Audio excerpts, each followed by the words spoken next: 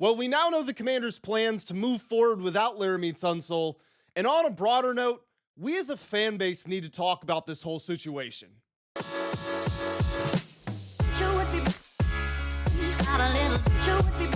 What's going on, everybody? Welcome back to the Full Command Show. My name is Grant Mitchell, and I sit here recording this on Sunday, the morning of the Lord's Day, about 14 hours after we got the news that Laremy Tunsil was feared to have suffered a torn triceps injury.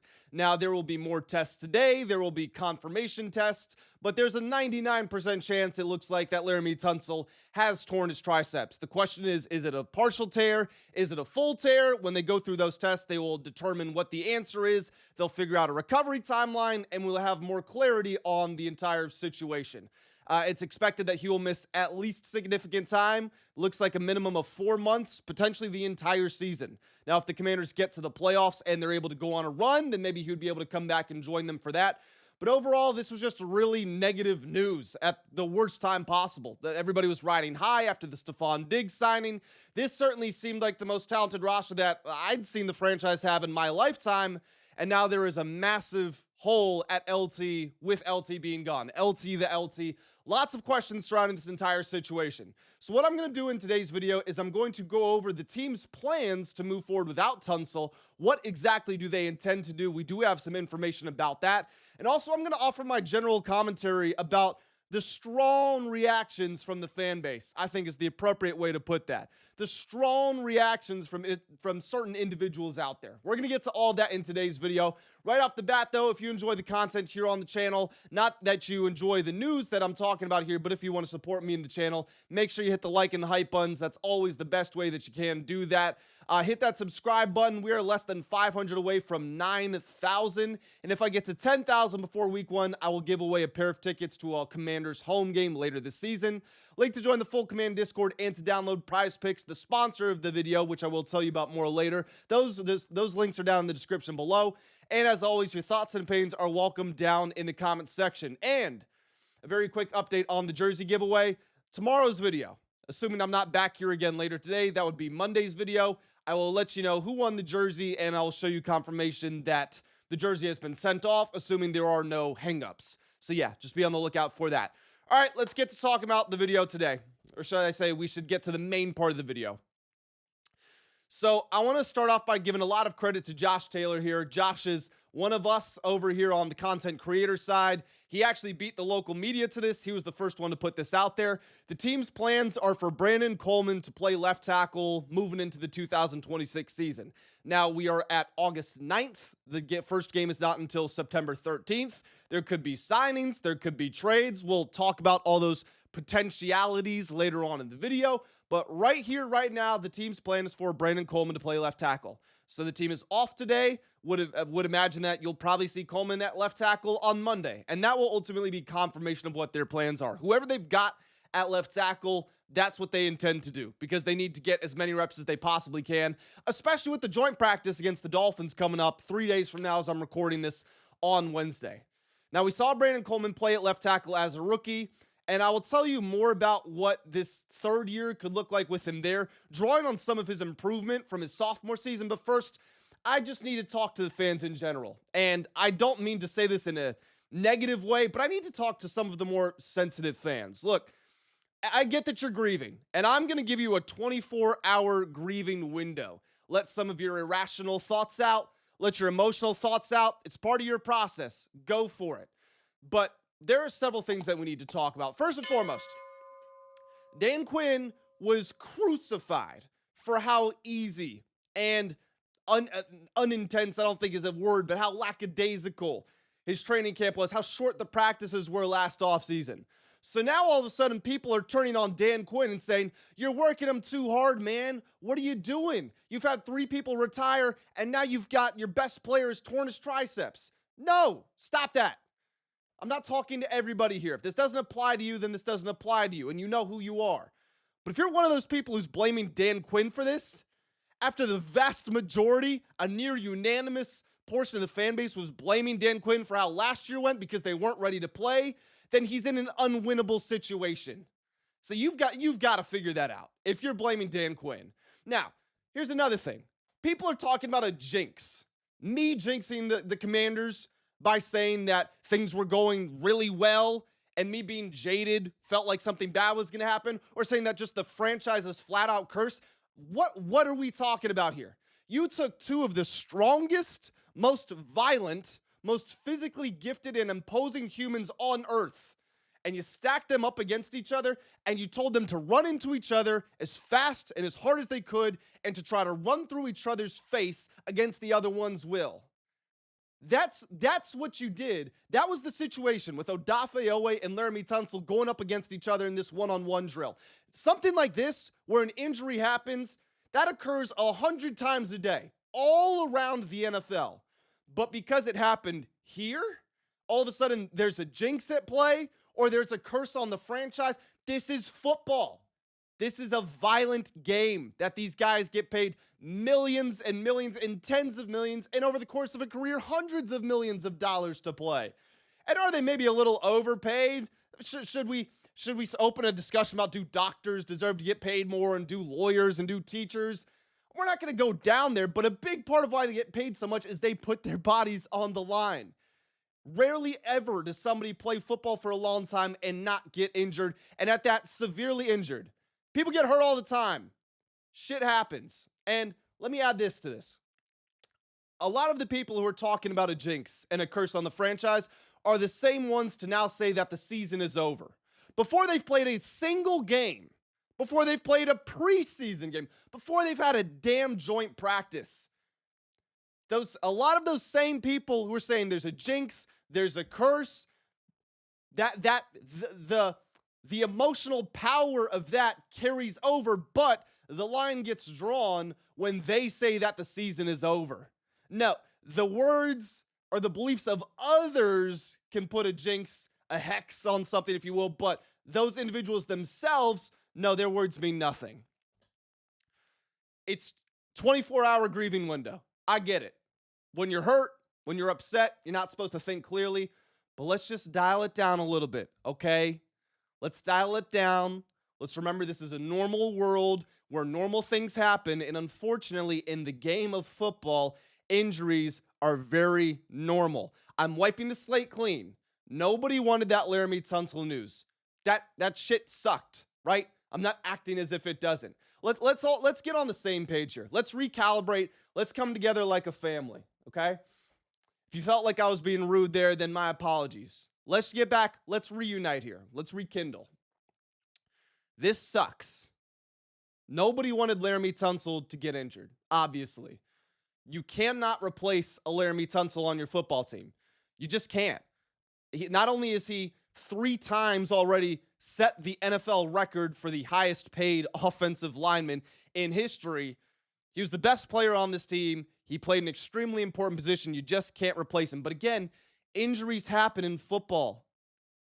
It's not just us.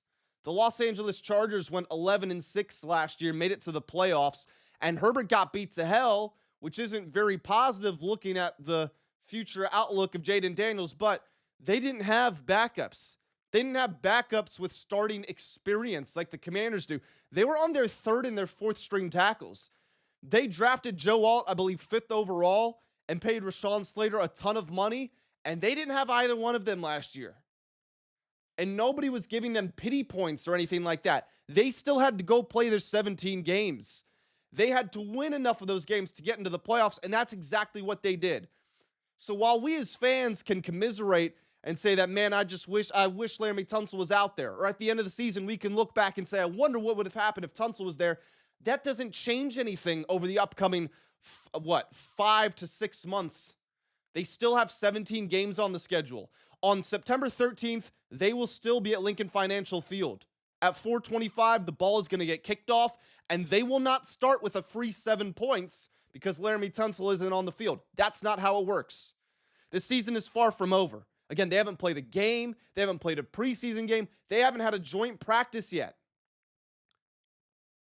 There's still talent on this team. We got 5 on it. Did you guys forget? We got 5 on it. Jayden Daniels, I know what he is. As a rookie, by the time he finished his rookie season, he was playing at the highest level of any quarterback in the world. And yes, that's a condensed sample size. I'm not trying to suggest that he is a better player than Mahomes and Allen and anyone else you want to throw out there, but he was playing better than them. And he was doing it in his first season in the NFL.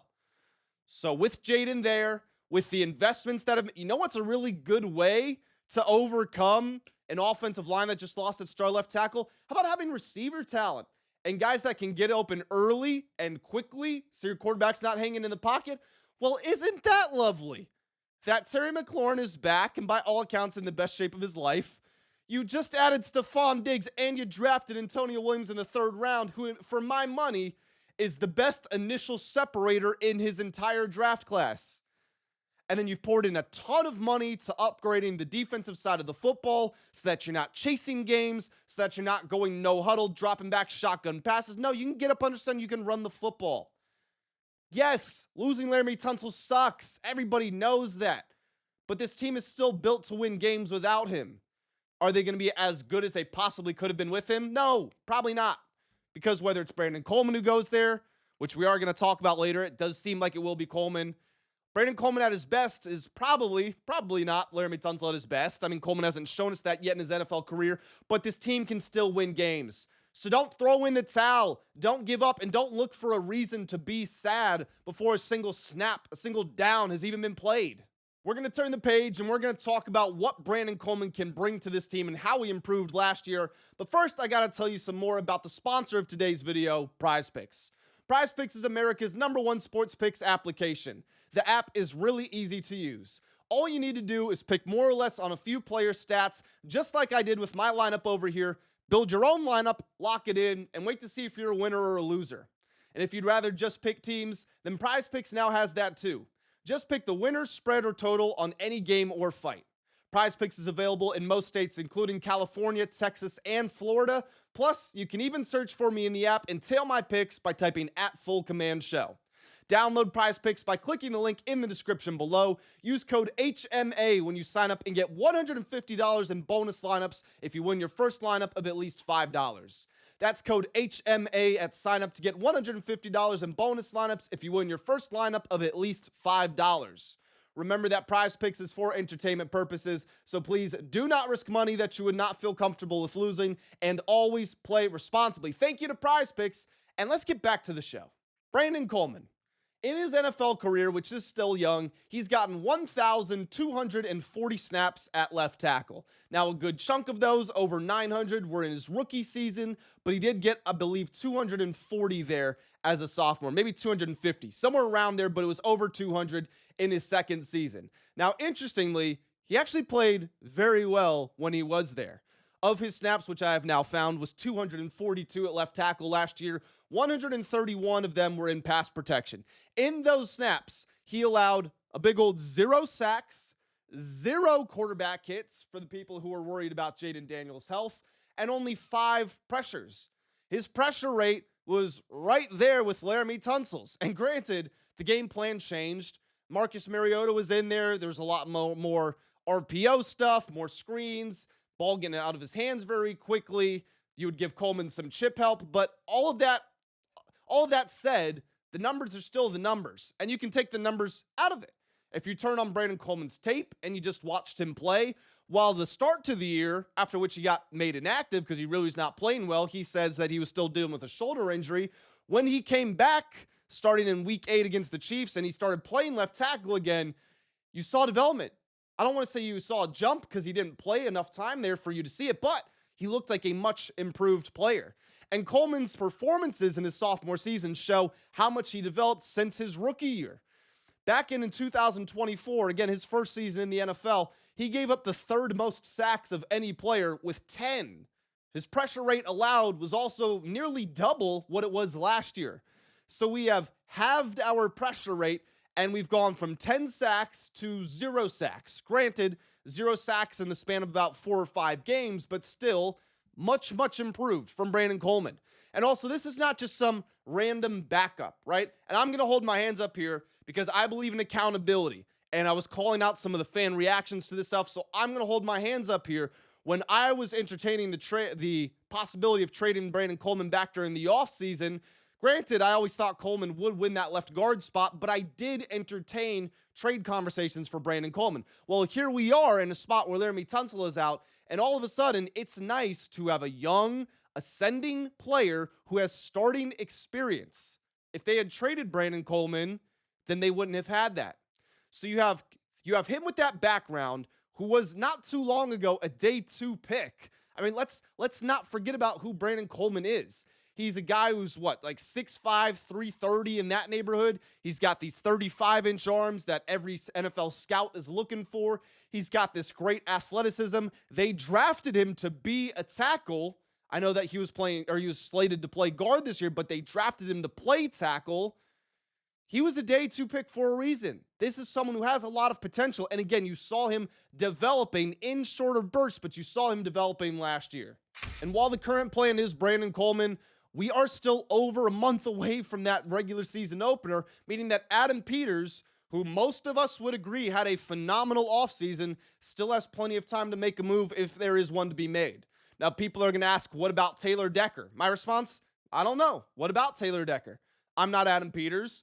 If he wants to give me a call and bring me in as a consultant, then I would love that.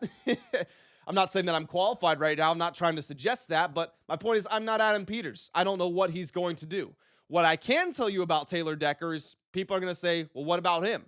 Well, he's a free agent right now. Believe he's 32 years old, and I should probably look that up just to make sure that I don't mess that up. Taylor Decker is 32 years old. There you go. He will be 33 in a couple of weeks, born on August 23rd, 1993. Taylor Decker is a free agent right now, not because he was a bad player. The Lions signed him to a 3-year contract, which was worth close to $20 million per year. They wanted him to restructure it and take a pay cut. He said, no, run me my money. And they weren't going to do it. They were threatening, and it just devolved in this whole situation. And he said, all right, release me then. And they granted his request. They released him. So keep in mind, he was not willing to accept a pay cut. Let's look at what he was due this year. He had a base salary of $14.9 million with a maximum total of $18.2 million. That would be well within the Commanders' cap space because they have the cap to do it. However, this comes down to cash spending, and also, do the Commanders, are they able to work out a deal that makes sense for them? It's very easy to say pay Taylor Decker whatever he wants, right? But at 33 years old, he's probably going to want some sort of security if he can get it. And if he can't, then he's going to want a team to really overpay for him. This could be the final big payday of his NFL career. And the Commanders, unfortunately, can't give him any real long-term money, even a 2-year deal, because Laremy Tunsil is going to be back next year, if not in the around the time of the playoffs this year. I mean, if the Commanders are able to win a playoff game or two, there's still a world in which Laremy Tunsil's back for that. So you can't just ink down Taylor Decker to whatever his contract demands are, because then you could have a guy who's on a 2-year deal with $20 million per year sitting on your bench. So if you do work something out with him, it's probably going to have to be a 1-year deal. And again, he has all of the leverage in the world in this situation. So he could just try to run them to the cleaners. And at a certain point, a franchise has to stand up for itself. And this is just me speculating. Like, I have no information on this. If I hear anything at all that I can share with you guys about Taylor Decker, I was giving you wink, nudges about Stephon Diggs. And I was telling you the Brandon Ayuk updates before they were really out there. And when I have information, I share it with you guys. I'll let you know. I know nothing about Taylor Decker. I'm just speculating. But he can say, look, you guys think you're good, right?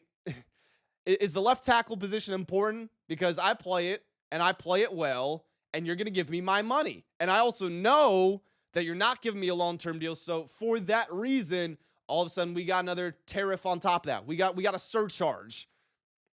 So that $20 million, hey, guess what? It's 30 now, or 25. Whatever he's going to ask for, I don't know. I don't know the man. I don't know anything. I'm just throwing ideas out there. But Taylor Decker's a guy to keep an eye on. He has a connection with David Blau from their Detroit days. Brandon Coleman right now is the guy. And that is where we are at with this situation. That's all I got for you. I feel like I addressed everything. So 24-hour grieving window. You've got until 8 or 9 p.m. tonight, and then we gotta get back in this fight together, right? We are still a community. This team has not played a single game yet. Don't start talking about if words have power, then saying the season is over and doing mock drafts. Those words have power too. Let's keep the same standard. Anyway, guys, I appreciate you all joining me. I have no doubt that we're going to rally behind this, right? We're family here. We're family in this community, in this fan base. We're going to make this a good season. We're going to be positive. We're going to see what they have to offer starting against the Dolphins at the joint practice on Wednesday, which I'm still excited for. Brandon Coleman, go kick some ass out there. I'm excited to see it. That's going to do it for me in today's video. Make sure you hit the like and the hype buttons if you enjoyed. Don't forget to subscribe for all of the giveaways and stuff we're doing here on the channel, and just so you never miss out on future uploads. Link to join the Full Command Discord and to download PrizePicks will be in the description below. And that's all I got for you. Appreciate y'all joining me, and I'll catch you in the next one. Have a great day.